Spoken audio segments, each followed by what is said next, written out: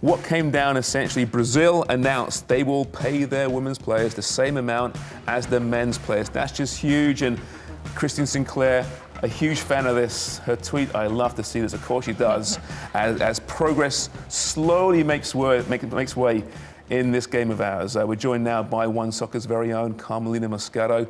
Carm, it's a big week, it's progress. Yes. Clearly we're not where we should be, but I think Austria, New Zealand, England, and of course Brazil now, Australia, have equal pay. That's right. We're getting there, is that fair to say?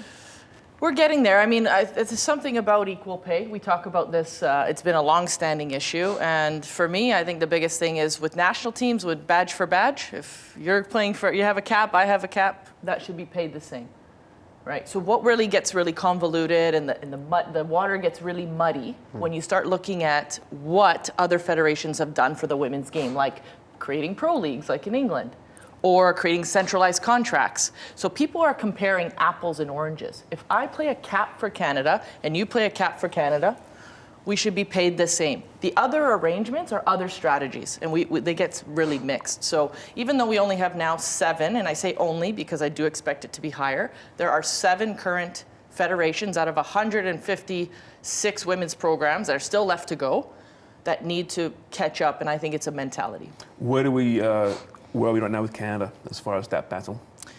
I don't work for the federation anymore. I don't actually know. That's a Diana Matheson player rep question for sure. But my opinion in general, I'd say on the women's game is, we need to get to that point where it's transparent, where people's work, it's equal pay, it's the Equal Pay Act. It actually exists. I'm surprised there isn't more legalities around this.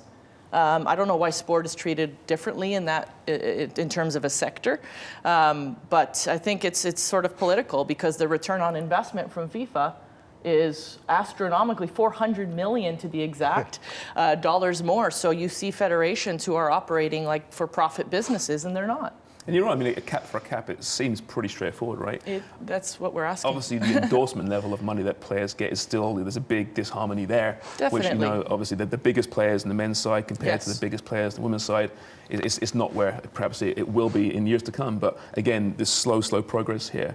Where are you with that right now? I mean, we're seeing more visibility, certainly, in the women's game there. We're seeing, like, for example, One Soccer has, a large component itself. Laura, of course, Andy, progress, but you're still talking about women's soccer. You look around the world, women are talking about women's soccer. Surely we need to have women talking about soccer. Yeah, I would agree with that. Just football in general. I would totally agree with that, James. It's, Kaylin Kyle doing a great job. Yeah, she's now a sideline reporter at Miami, down in the new club there.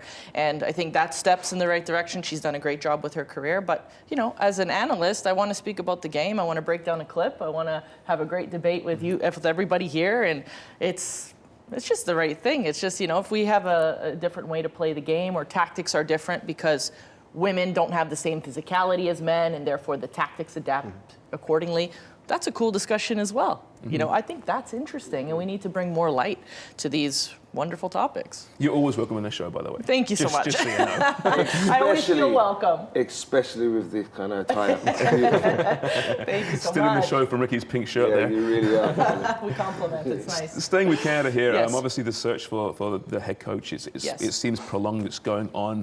Do you know where we're at with that? Are you concerned with the delay at the moment? I question the timing only because we are running out of time. If Tokyo were to take place every single day that goes by without someone at the helm, I think the program is losing that input in that direction. There's some really wonderful people still on staff, Rian Wilkinson, Mike Norris, still there, doing fantastic work, AJ, the previous assistant. So they're in good hands, but that decision does need to be made for the players for sure. Yeah, absolutely. And I know, as I have you here, League One Ontario Commissioner for the women's side, big progress being made there the last couple of years. Where are we nationally right now with a professional women's league? Are we thinking short term? Is it long term? How far away? I think it comes down, in this case, it comes down to dollars and cents. We're not talking about national team. We're talking about market, professional game, professional contracts, millions of dollars, franchises, interested owners. So for us, it's going to take one big sponsor to come on board when we sort of have that collaboration together. I work for Canadian Soccer Business. who's responsible for the commercial side of the game, and then Canada Soccer for the development of the game. So once those two merge and find a great way to work together, I think the women's game will skyrocket. I think there's also something about the pathway sort of ending for women. I've spoken about this a lot. You're 17 years old, you go through high performance leagues across the country, and you're basically done after that. So we have a long way to go. I think it's going to take a bit of money and a bit of collaboration.